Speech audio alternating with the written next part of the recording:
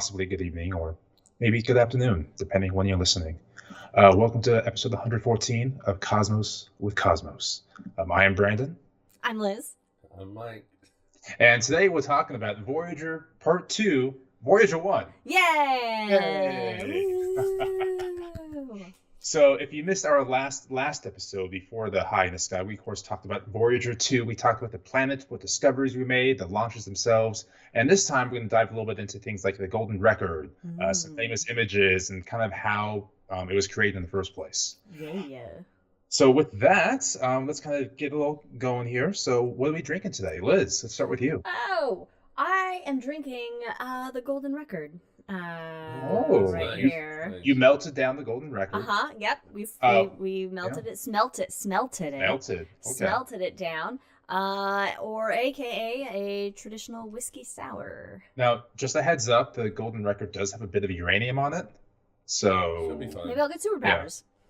You're gonna glow. All right, Mike, what you got? All right, I'm gonna steal this from chat, and it's going to be a slight change for what's in chat, but it's going to be internet killed the podcast star. Hey, nice. Cheers to that. But this actually has kind of mellowed out. It was kind of a combination of a kind of a bluish color and a silverish color. But with time, it's now just all blue. And what special ingredient does it have? Uranium. Actually, yeah, that could Plutonium. It has gin. It has blackberry liqueur. It has boysenberry syrup, lemon juice, and and edible glitter. Black glitter. Now you should have rimmed it with the glitter so that when you took a drink, you would just have glitter all over your mouth for the entire show and the rest of your life. But the little bottle, little thing that has the black glitter in it, it's got a plastic top and it just like a little holes in it for you to sprinkle. Nice. And which is fine. I want to take that off, but I know it will explode if I do that. Oh, I see what you're saying. Yeah, you just sprinkle them in a plate or something. Anyway, also just a side note, Federico joining us in chat on vacation in Slovenia. That's fun. Vacationing. What is a vacation? I don't know. Brandon, what are you drinking? I am drinking something I'm calling the Centaur Elite. Okay, nice. Which is just Centauri whiskey. Because I was busy this morning working, because I'm not a slacker, and then writing a novel about Voyager 1. Yes, so yes. Nice. Stop working on Sundays. Hey, I was working in Mordor. That's where I was working. I did a little work in Elden Ring. I did a little Elden Ring work. Is what I did. Yeah, so let's not... Hey. I almost beat Mesmer. Hey. Oh, God. Anyway. All right. Anyway, So let's keep going. So, of course, we got some social media out there. On Twitter, it will not be for the thing. We are at Drinking Cosmos. On the Insta, Cosmos with Cosmos. Please rate us. Follow us on the iTunes, Spotify, wherever you get your podcasts. And don't forget to join us after the episode in The Hangover, where we'll talk about something or another. And it's not a High in the Sky because I forgot about it. Because we forgot all about that. And we have some wonderful friends of the show, including Katie. You can buy her great stuff in Wildixia on Etsy. We, of course, have Ron and Mr. RonProctorShow.com, who does our theme song to the intro to The Hangover. Yeah. And if you happen to be in the Council Bluffs area in Iowa, or maybe you want to make a fantastic road trip to this place, check out RollingBluffsPlanetarium.com. Yeah. Not only do we helicopter fly over. Check it out. They can't hear that. Well, no, but every time it just makes me nervous because of fires. Oh, it's like, what, are they looking for you? Yeah, you're on the run. They got a spotlight right there. Next thing you know, the police are going to show up. There's going to be stun grenades going in through the door. That's because we stole the Golden Record and smelted it down. Now NASA's not looking and you know what? We keep the show going when that's happening because the show must go on. Mm-hmm. Yeah. So you guys will see the cops just... It'll be fun. OP Live right here. And speaking of shows, we of course have our main shows here, and then we also have The Shots, which is a little bite-sized, typically astronomy-related episodes. And we have a new one debuting this Wednesday, right? Yeah, every other Wednesday. And when this goes up officially, then yes, there will be already an episode out. What's the topic on Wednesday? I don't know. You'll have to find out. I don't remember what the topics were that we did yesterday. Literally yesterday. Okay. I can't remember. And as we're about to dive into the episode itself, we have some drinking rules. Number 1, if a puppy barks, take yourself a drink. Number 2, if we make a Star Wars reference, take a drink. Or a Lord of the Rings reference, take a drink as well. Yes. All right. So with that, I'm gonna do a little stretch. Stretch it. Yeah, get ready for this marathon of Voyager. But I am so excited. The Voyagers are my favorite. Outline? No, I have not looked at the outline at all. We're gonna dollop this. We'll see. It's not as bad as the Herschel episodes were. Obviously, we're not dressed up in the old timey outfits, so there's that. No. Well, no, I just don't know what's coming. No, but so I did choose a whiskey sour because this seems like, it's a guy drink. Feels like, a little bit of an old fashioned without being old fashioned. Like it's a classic bourbon whiskey type drink. And then my second drink will be a beer because, men in the 60s and 70s like to have a beer. True. Only those decades, not anymore. Only those decades. All right. All right, so we're going to go back now to my favorite spacecraft of all time, the Voyagers. And with Voyager 1, we're going to start with Ed Stone. Because we can't have 2 full episodes about Voyager's missions and not talk about Ed Stone. Rest in peace, Ed Stone. Check out We Had a High in the Sky, and we did an in memoriam for him. Mm-hmm. So in 1972, Ed Stone was selected as a project scientist going on a great start for the Voyager missions. So this meant he was effectively in charge of the programs. He had the final say, went to him as far as what the missions are going to do. And to make this observation, rather than that one, you're effectively deciding that group of scientists gets to make a discovery and this group doesn't. Oh, wow. So he's in charge of who gets to make what discovery, basically. That's crazy power. Yeah, and the tricky thing is you have that amount of power over people's careers, but he was still extremely well liked by both scientists and engineers. Oh, good. That's hard to do. Yeah. And he was asked how he managed to keep everything together, especially during like incredibly tense planetary flybys with issues popping up. Scientists want to do this, scientists want to look at that, engineers say no. And he said, I don't know. It was just such a great thing. There was so much hard work. There were discoveries every day. It was just incredible and wonderful. So I guess when you come into the mission with that mindset, the scientists and the engineers, you're all speaking the same language. So you all want the same thing to happen. Yeah. Plus, oh God, what an exciting time. I mean, you're really on the forefront of a new frontier, really. Yeah.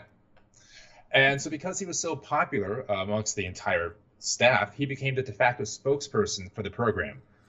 To the point where, at least for me, Ed Stone, his voice became the human face of the Voyagers. Like that's how entwined he was. And he was also the director of JPL for 10 years. Oh, so yeah, got a lot going on. Inconsequential note. Yeah, so for 40 years, he was the only project scientist for Voyager until he retired in 2022. The only one for 40 years? Yeah. Jeez. So he was director of JPL and project scientist at the same time. At the same time, How do people have time for this shit? Jesus. I don't know. They're much better at time management than I am. Obviously, he doesn't spend time in the lands between. So no, that's true. That's on him, though. So maybe our quality of life is better? I don't know. I'm just saying. No, that sounds like a wonderful life.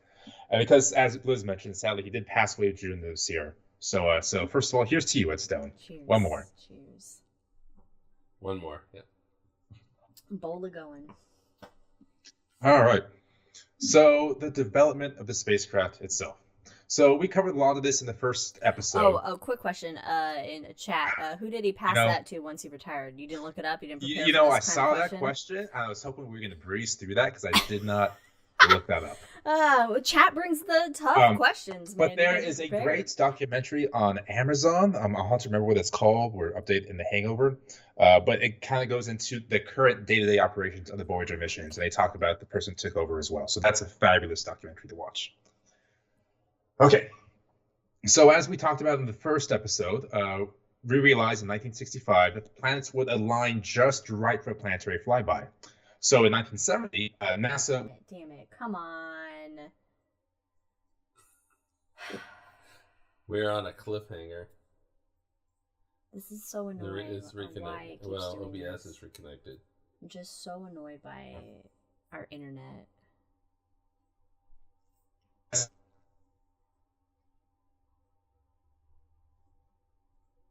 guess we gotta move. Yeah, drink. Drink, I don't know if we're, still frozen or not. Drink, oh god, Brandon's just, drink every time it freezes.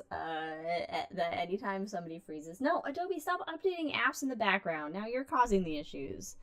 Oh my gosh. Brandon's completely lagged out. Yeah, okay, we're clear. I thought we were clear, and it's just, now it's Brandon's issue. Well, it doesn't like... This is a great face that he's on. We should screenshot this. Alright, so we're fine. Brandon's not. We're fine. Maybe we take over the, No, we can't hear you over Skype. No. You're completely frozen. You might need to call Skype back maybe. All right. Yeah, let's call him back.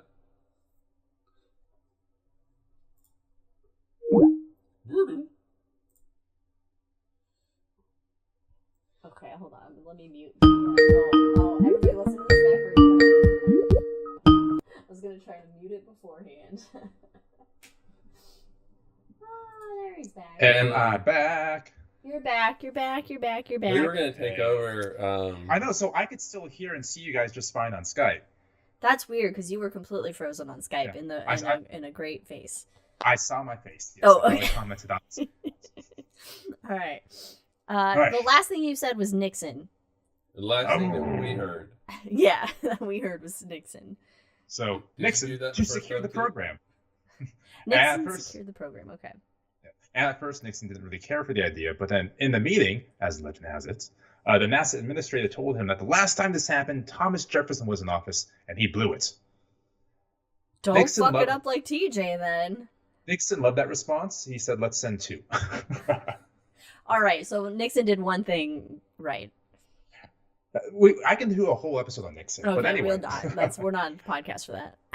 But two exploration crafts was kind of common, going back to the actual Magellan circumnavigation, to the Pioneer missions in space, and the Mariner missions. So it wasn't uncommon to send two. Yeah. So that's kind of the standard. So that said, by late 1971, the Grand Tour program was approaching $1 billion, which was a little over budget. Oh. A little bit. Shocking. When have they not been over budget in any mission? And that'd be the equivalent of $6 billion today, which is still less than the James Webb. Anyway, the NASA administrator then, James Fletcher, decided to terminate the program altogether. Because when one science mission is ballooning in budget, that has to cut from the other missions. And when you're developing a space shuttle, every single dollar is needed. So they just said, you know what, we're not doing this Grand Tour, we'll nix it. Boo. So in January of 1972, the cancellation was made public. No more Grand Tour. But obviously it's not the end. We have a whole podcast on it. Yeah. Because 10 days later, JPL proposed a different path. Instead of all of the outer planets, instead of the Grand Tour, the mission would only explore Jupiter and Saturn. And instead of a new spacecraft, they'd adapt the old Mariner spacecraft design. And so enter the MJS-77 mission, which stood for Mariner, Jupiter, Saturn, 1977. They have a great way with words. Kind. Yeah. So NASA accepted the mission in June and formally signed it in December. So we're off and running. And then in 1976, the project manager, John Cassani, created a competition to name the MJS-77 mission. Yes, please. Rename it. So candidates included Nomad, Pilgrim, Pioneer, and Antares. And so 5 months before, so out of those four, which one's your favorite? Nomad, Pilgrim, Pioneer, Antares. Well, Pioneer was already taken, right? Yeah, that was taken, so I'm not quite sure why that was in there. I don't like any of them. I guess Antares because it just sounds futuristic. Like the 4? Oh, the 4 in Antares. I mean, Pioneer's already taken. I don't know what we can call them, like the great. Are call, like, known the for Grey bad Pilgrims. things. The great spreading smallpox throughout the drink. universe. We gotta take a drink. I mean, how did you like sit there and not go? Gotta take a drink because it's Gandalf. Yeah, right. The great. Anyway, so 5 months before launch, we're gonna skip right over that. 5 months before launch, the spacecrafts were named Voyagers. Hooray for everybody! Choosing none of the names. Well, Voyager was in there. I just wanted to do the reveal. Voyager was eventually chosen. Okay. And the technical names were VGR 77-2 and VGR 77-3. Voyager. Throwing those vages out into space. What? Vages out into space. Well, space badgers. The Star Trek. Oh, we don't take drink for Star Trek. We don't take drink for Star Trek. Now, you may be wondering to yourself, wait, Brandon, Voyager 77-2 and Voyager 77-3? What about Voyager 77-1? Yeah, numbers. That's a good question. So that was a proof of concept model. So they made it that would never fly, but if something on the other two while, making them, you would just take those parts and stick them in 2 or 3. Oh, okay. So technically Voyager 1. So that means technically Voyager 1 is actually Voyager 2, and Voyager 2 is technically Voyager 3. Let's not even. Okay, it's like the whole fucking Star Wars week, series. We're gonna have Voyager Part 3, Voyager 0. It is like Star Wars, isn't it? It's just all out of order. So ultimately, more than 10,000 trajectories were considered, exactly where they want to be placed in orbit or on the orbit to pass by this planet, this moon, and they ultimately boiled down to just the 2 that they would ultimately take. And keep in mind, when they were launching, they were still just going to fly by Jupiter and Saturn. But in JPL's back pocket, they had some plans of, if we get the budget for it and we do it just right, we can still maybe see Uranus. So we'll maybe we'll do that just in case. Like they always got shit in their back pocket. Mm-hmm. And so scientists and they know shit, and politicians are dumb. Yes. Yes. Yeah. So finally, on August 20th, 1977, Voyager 2 was first launched, and then Voyager 1 launched a month later, September 5th, that later on overtook it in its orbit, in its path, rather. So for some perspective, we talked about the engineer in 1965 in the last episode that realized the planets were aligned. Well, the time between that realization and this launch was the same amount of time between this launch and Voyager reaching Neptune.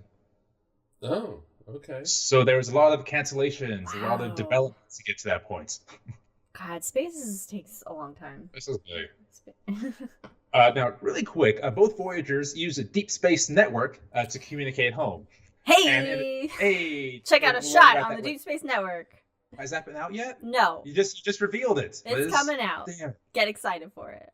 So in a very quick nutshell, the DSN is 3 communication centers, one in Spain, one in Australia, and one in California, that all have the ability to talk to spacecraft anywhere in the solar system. Yes, go check out the shop when that is released. But only one of them is talking to Voyager. Mm-hmm. Voyager 2. Voyager 2. Voyager 1, because of the inclination. Anyway, different story. We'll get there later. So the launch itself had one little issue. 43 minutes after launch, the Centaur rocket repositioned itself for another burn, which lasts 339 seconds. But the Centaur had developed a leak, and the Voyager was in extreme danger of missing a trajectory and burning back into the atmosphere. Oh, no. Of course. Now, again, obviously, the rocket successfully burned despite the leak. That's the name of the drink. But because of the leak, it only had 3.4 seconds of fuel remaining. That was how close Voyager 1 was to burning back into the atmosphere. Oh my God. Well, it's like our podcast stream this episode. Like Neil Armstrong being so close to running out of fuel landing the lander on the moon. Yeah. God. Jesus. And so many just on the edge failures with space exploration. I'm surprised anything has worked. Yeah, and to push it even further into that territory, had this same thing occurred in Voyager 2, its trajectory was different, it would have failed. Wow. And so as Bruce Murray puts it, we talked about him in the last episode, he says, quote, if they had swapped the Titan booster rockets, there would have been no Voyager to Neptune. Flip the coin. We were lucky. And that's important. Oh my God. Can you imagine? Because that's Voyager 2 is the only spacecraft to go by Uranus and Neptune. Yeah. At So all, period, folks. Nobody else this, since. yeah. Nothing else since. So how they just happen to flip boosters, that's that. Oh my god.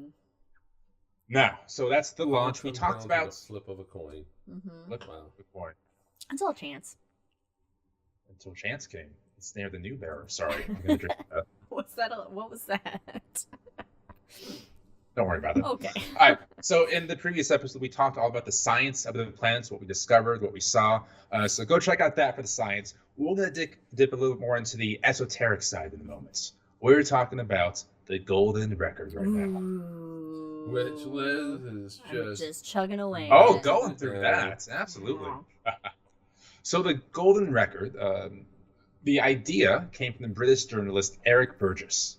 And Eric Burgess was a fellow of the Royal Astronomical Society and British Interplanetary Society. And fun fact, he was also the science advisor for the James Bond film Moonraker. Hello, God. I like the inputs. And so one of these days, he was chatting up with Carl Sagan, and he proposed the idea. As one does with Sagan, yeah. He proposed the idea for the Pioneer missions. Pioneers are kind of the predecessors to the Voyagers. And ultimately, Sagan brought this idea to NASA, and they agreed, and they gave him 3 whole weeks to come up with a design. Okay. So how to represent humanity to the stars in 3 weeks, no problem. Yeah, sure. Man, what year is this? This was the Pioneers, so this was in the early 70s at the moment. Oh, okay. So Sagan worked with a variety of people, including Frank Drake, to design the plaque. Google Drake equation. Yes, he was, of course, a famous radio astronomer who created the Drake equation, amongst other works as well. And so the idea behind his plaque was to give a rudimentary introduction of humans to other life forms, because the pioneers, like the Voyagers, were going to leave the solar system. This is a bad idea. Did nobody think this was a bad idea? We'll talk about that later. I got a bullet point for that. All right. So yeah, if something picked up the spacecraft, who are the beings that made it? Where did they come from? What did they like? What did they look like naked? All these questions were important. And they had to do this in a very constrained format. So the original plaques on Pioneers were only 9 inches wide, 6 inches high, and 4.2 ounces. Okay. Yeah. So to keep it light. Yeah, because more weight equals more fuel that needs to be spent. Equals more money, equals more budget, equals more chance of cancellation. Yeah. So the final images on this plaque, which would later become the cover of the Golden Record, included figures of a man and woman. They were naked, which caused a stir, if I may say so, amongst us decent citizens. How dare they? Yes. And then one draft of this... They forgot all the body hair, though.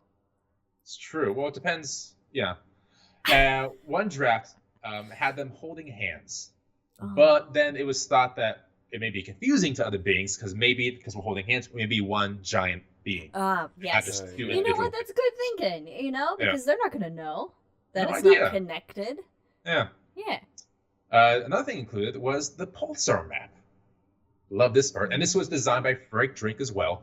And so you can either Google it or listen to me as I delicately describe exactly what it looks like. So it shows 15 lines sprouting from a single point, the radiant points. The longest line, which represents the distance between the center of the Milky Way and the Earth. Okay. Mm-hmm. And the other 14 lines are pulsars. Mm-hmm. What are pulsars? So imagine taking the sun and squeezing it down to a spot roughly the size of Amsterdam. Okay. That is a pulsar. And these pulsars are emitting 2 beams of light at the tops and bottoms. And those... They're like the lighthouses of stars. Spin. Like a real fast lighthouse was the next line. Well done. So the other 14 lines represent the pulsars, and the lines themselves are notched. I wonder if you have a diagram of that anywhere that you can show the camera. You know what? I don't think I do. I'll think about that later. So they're notched, and those represent the periods of the pulsars, how fast they're spinning. And there's a small legend that is a hydrogen atom in its 2 lower states. And that is given a legend for time. I know, we'll get into the weeds here for a second. I'm just like, yeah, totally intelligent beings are totally going to understand this. Well, and there's a reason that you can figure out the hydrogen atom there, because it provides a fundamental clock. And so each spinning represents 0.7 nanoseconds, Mhm. or 1420 megahertz, basically. Or if you're an alien, gerblots. Gerblots, yes, 0.7 gerblots. While doing base 10 here, and base 10 is explained. What if they do the base record. 3? And that's fine. I don't know what That- it'd be. But the alien scientists, they're going to understand. They're all Yeah, that. they're gonna they're figure it smart out. enough. Yeah. All right. So we're going to come back to that number in a moment. Okay. There's also a map of the solar system, including the path of the spacecraft and the silhouette of the spacecraft that's right behind the humans. So it kind of gives us perspective on how tall we are. Mm-hmm. And also, and the map of the solar system also was like, hey, we're right here, guys. Yeah. We live right here. If you want to Third rock from come, the sun. if you want to come hang out. Come at me, bro. Because Carl Sagan said, what Theoden said at Helm's Deep, let them come. I have to admit, I can't. I can't. Just take a drink, everybody. Our box is broken. I can't manually put the drink thing on. So the golden record was a little different. They had a little more room to work with and a little more time to add thought to it. So John Lumberg, the golden record design director, said, quote, "We had 6 weeks to do it."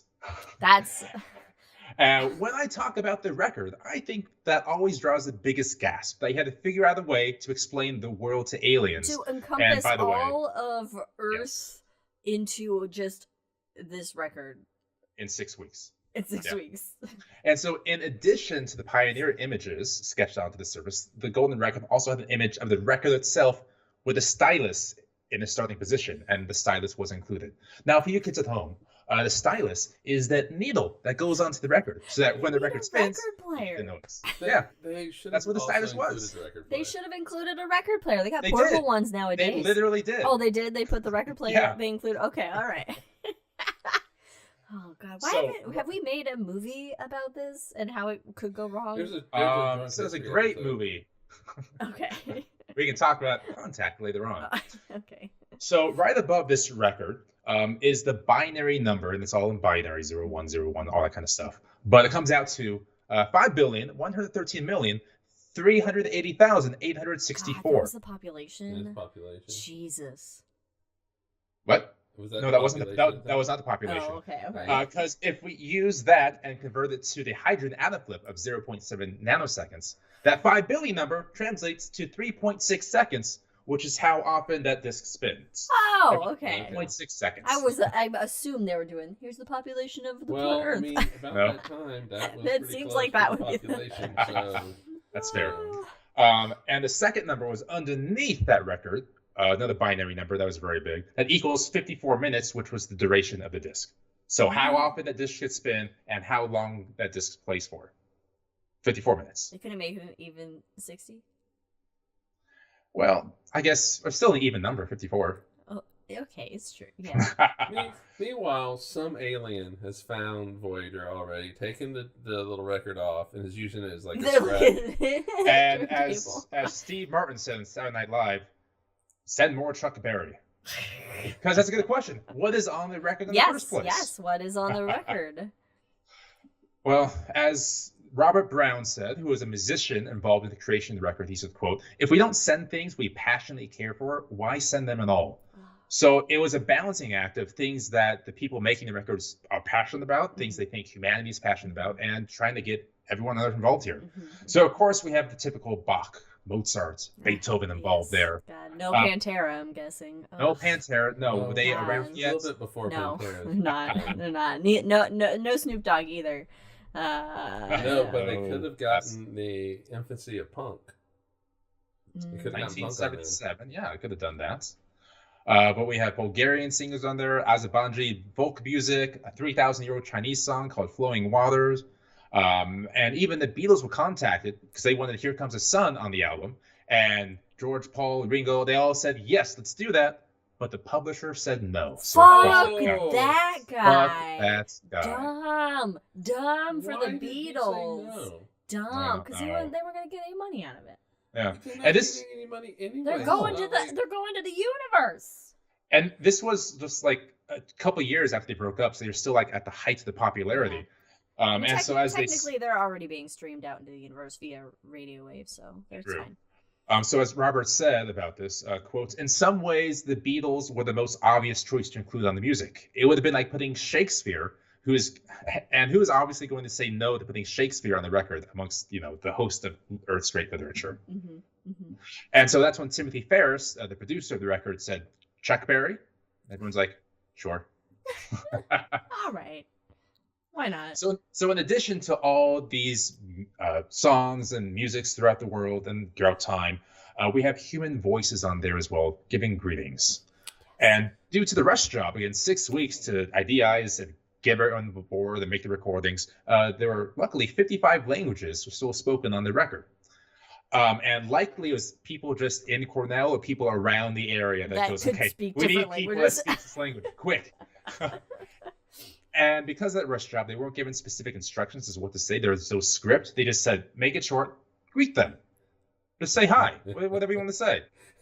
Are there any fuck yous on the record? Is there anything that's a little, I don't know, fun? Like come and get us. And there was something kind of like that. So the Amoy language says, "From some space, how are you? Have you eaten yet? Come and visit us if you have time." Have you eaten yet? Have you eaten yet? Come eat us. Some mixed signals. Come on over. We're edible. Squishy. In Korean, it's "How are you?" In Oriya, it's "Greetings to the inhabitants." Greetings to the inhabitants of the universe from the third planet Earth of the star Sun. That's nice. Which, of course, the sun is known by all aliens as sun. The sun. Yes. I mean, here comes the sun after all. Yeah. Serbian, it's "We wish you everything good from our planet." Japanese, it's "Hello, how are you?" And of course, Earth famously has Sagan's kid, Nick Sagan, saying, "Hello from the children of planet Earth." Aw, that's adorable. And also could give, Children of the Corn vibes. I look Frozen? No, I'm good? Okay. No, you're fine. We're buffering. Look, guys, we're doing some buffering. So, we may drop or not. It's just what we do. We're gonna do this live or not. We're just buffering, everybody. Mm-hmm. All right.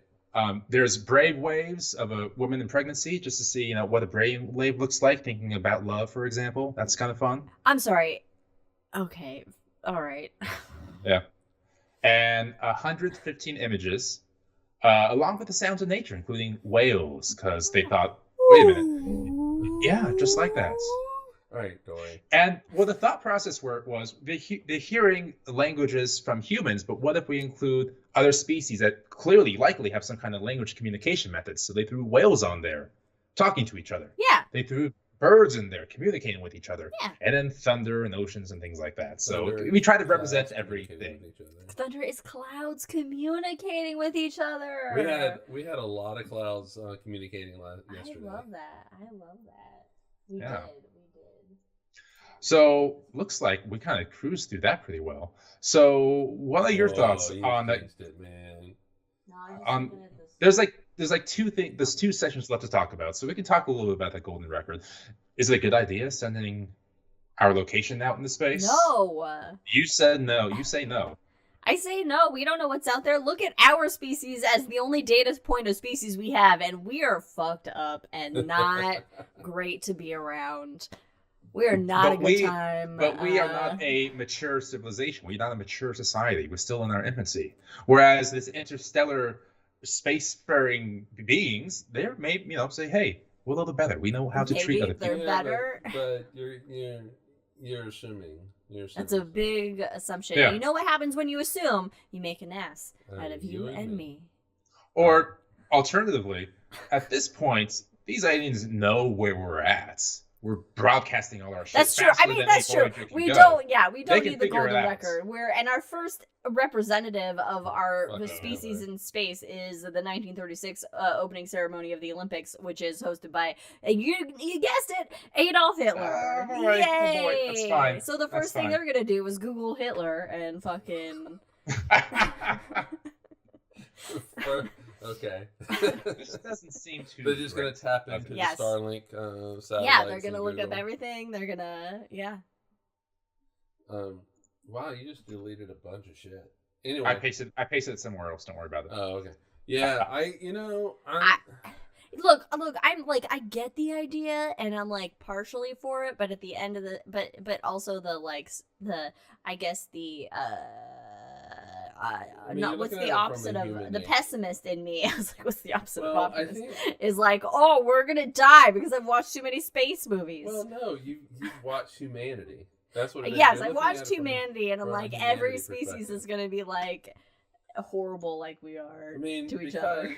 because humanity can't get along with humanity. No, Just look at the world. I mean, we Yeah. just can't do it. but then also, yeah, I mean, so look, you think that's gonna? what if there are Kardashians out there? We already have Kardashians here. Well, we They're don't. great.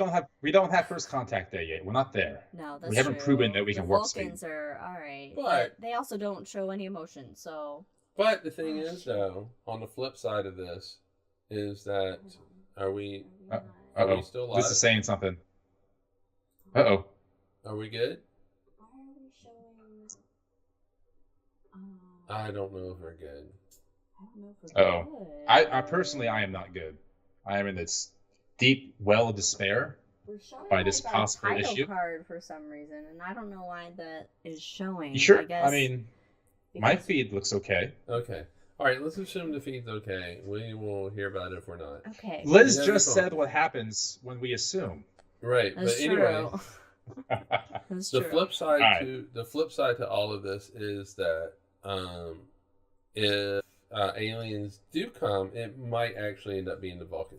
So what it might do is it might actually unify this world. Sure, it might unify it in such a way that we want to destroy the aliens, but it might unify the world. And so I want aliens to come. I want to find aliens because I think that it's going to. I think it would unify the world in a way that's just not expected. Yeah. But I also don't want them showing up with like Independence Day type weapons. You know what? Let them come. Oh my god. So let's talk about the, quote, last light.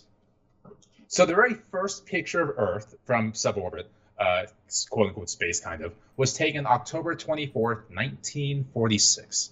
And this picture was taken aboard a V-2 rocket, which has a whole lot of connotation going on there. But since 1946, there have been a few Earth pictures that have really stuck out. Most notably, Earthrise, that was taken on Christmas Eve, 1968, aboard Apollo 8. This was called in 2003 by Life magazine, quote, the most influential environmental photograph ever taken. So it's been, photographing the Earth has been big for our culture. So because it's really special to see your home. So that's why whenever people see Google Maps or a new zoomable map of the world, or you're in the planetarium and you pull up the Earth, one of the first things they want to see is go find their house, because it's just special to look back and see where you're at. And so once again, here comes that Carl Sagan guy. So as Voyager 1 had passed Jupiter and Saturn, its trajectory took it outside of the ecliptic plane to a point where it could possibly spin around and take a picture of nearly the entire solar system in one big family portrait. But there was some internal pushback to this, saying that flipping Voyager around towards the sun may fry the optical sensors. Well, first of all, so what? You're not taking any more pictures. And also that there's nothing else to look at. It's an unnecessary risk with no scientific merits.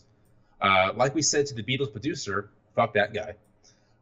But as Sagan said, quotes, the point of such a picture would not be mainly scientific, but I thought such a picture might be useful nevertheless as a perspective on our place in the cosmos. Can Sagan come back? Yeah, hail Sagan. Oh my god. It was a tough one. I miss Sagan. And so on Valentine's Day 1990, thanks to the pushing of Carl Sagan, Voyager 1 did turn around and took one last picture. And so Candy Hansen was the one to review photos as they came in. And as she said, quote, found Neptune, check. Saturn, check. No Mars, as expected. The crescent view would be too dim. And at first I couldn't find Earth, but then I spotted it, an array of that scattered light. And so as far as Voyager goes, every mission has a first light when the telescope or cameras first come on and they take that initial image. But taking it back to the very beginning, Ed Stone labeled this pale blue dot as Voyager's, quote, last light. And what a magnificent last light. Yeah. If you haven't seen it, look it up. And it is just such a beautiful shot. It really is. And oh my God, look it up. You gotta look it up. And then it's impossible to separate that picture now from Sagan's pale blue dot speech. So listen to that, get good feels, get the good chills. Yeah. So I don't know if I did it on my own or if it was with ENS, but I created with our software, Planetarium software, I created where Voyager goes to where that shot was made, recreated the shot in our software with Sagan's voice reading Pale Blue Dot. I love and it. in my last official Planetarium show, I made it a point never to quote Pale Blue Dot in any show because it's you don't want to say trite, but it's redundant in Planetarium. I never did it except my very last show. I'm like, fuck it. Let's get the feels. Let's do it. So that felt good. So let me say this right now. Voyager 1 is 24,546,377,985 miles from the Earth. Well, not anymore. I know. We're going to get there in a second. Because it has now entered interstellar space. So it's past the heliopause, where the sun's influence no longer has... So the most eloquent way I've heard this is that once you pass... Voyager 1 is now in the location where the stars have a greater impact on it than the sun does. That's kind of the transition points. And so that is where Voyager 1 is currently at, in interstellar space, with its golden record, what are our secrets and hidden identities on there. And so I said it was 377,000 miles away from the Earth. Right now, it's 380,000 miles. Oh, wow. Plus 24 billion. Yeah, 24,546. So just in that, it traveled 77,000 miles, or kilometers, rather. That's fast. I mean, it's moving. It's definitely moving. Because it's got to escape the solar system, which it has. Yes. I mean... What two amazing little spacecraft that, and what they fundamentally rewrote astronomy books. And you can't even say rewrote. Do I have glitter on your nose? You can't say rewrote astronomy books. They wrote astronomy books. Well, no, but they did, because we all had, as if I'm involved. I was trying to make a bigger statement, but that's cool. Astronomers had these, ideas of what Jupiter and Saturn were, and what Uranus and Neptune had going on. Yeah. And so Voyager comes along and just point, right direction as to. Yeah. But not only did it write the textbooks on these planets, it created these new mysteries. Why is Uranus the way it is? Tipped over. Why does Uranus not have the storms that we see in Neptune, which is further away, which doesn't get the as much warmth from the sun, and so why does Triton have geysers that cut up at 90 degrees? Yes. But also just sorry.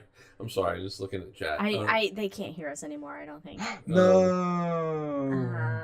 Yeah, I'm trying to Oh, but we were doing so well. I know. I don't know why it's not coming back up, because we have a connection and it's I had such a good conclusion. Damn it. Yeah, it's we're going. I don't know why. I've done start stream and stop stream, but if I end it on YouTube, it'll end the actual stream, and I don't think I can restart it from the same. Can you? Oh, Katie says it's fine for her. Okay. Okay. All right. All right. All right. So let's just continue. All then. right. All right. So but it also discovered this amazing volcanism going on in Io. This tiny little pizza moon of Jupiter, and it's just it discovered so much that, and it just wrote books, and then of course, video's clear and audio's clear for Katie. What? All right. Let's just keep going. All right. Anyway, All we're right. continuing. And so then we rewrite the history books again with the Hubble Space Telescope. Then we rewrite the books again with New Horizons flying past Pluto. And who knows what James Webb is going to show us. Who knows what other spacecraft that we send out, what they're going to discover. We're going to be rewriting textbooks for a very long time. Hopefully. And I really love that. I love that. That is what makes me so excited about science. That's I don't know. Science is, yeah. I don't know if it's the punk in me, but I really want these textbooks to be rewritten. Wait. Is science punk? It is. It is. Hell yeah, taking down the status quo. Yeah. Yep. Literally what it does. That's what it does. Seth Galileo. I need that T-shirt. Science is punk. Science is punk. Shit, we should make that. That is. We could make that shirt. Oh my god! All right. Or that's the new tagline of Cosmos with Cosmos. Science is punk. Yeah. Science is punk. Science be wild. Science be punk. Science be wild. Yeah. So. So I will say this.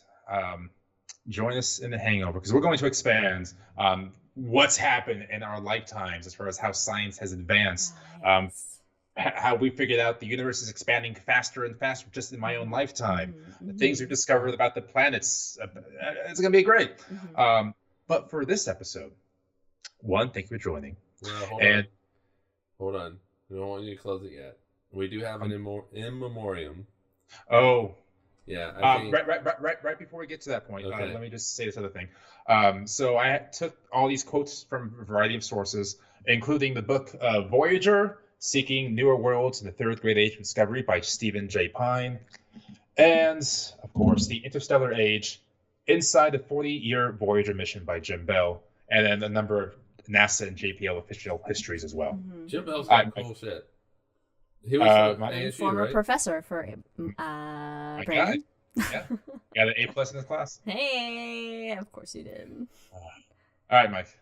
Well, I think this should be like really from all of us, but we did since the last podcast, we did lose a member of the Planetarium community, Erin Steinert, who was up in Pasco, Washington.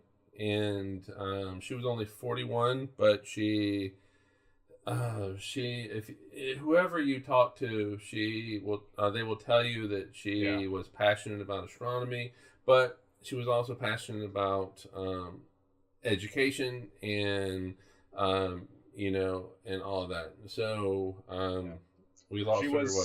Week and a half ago. She was an absolute special light. She left an impact. I only knew her for like a week and a half when I was working on her system, but my God, you got to know her, and she was a special light out there. I met her for the first time at a LIPS in 2018. Live Interactive Planetarium Symposium, for those of you who want to know what that LIPS means. And then live that is true. That is true. I just assume everybody knows the little whatever they are. But yeah, and so we lost a light in the universe, a little darker. We did. So cheers to Erin and your contributions to planetarium education, as well as the beer or brew community as a brewmaster and quizmaster. Remember what her place was called? No. Shit!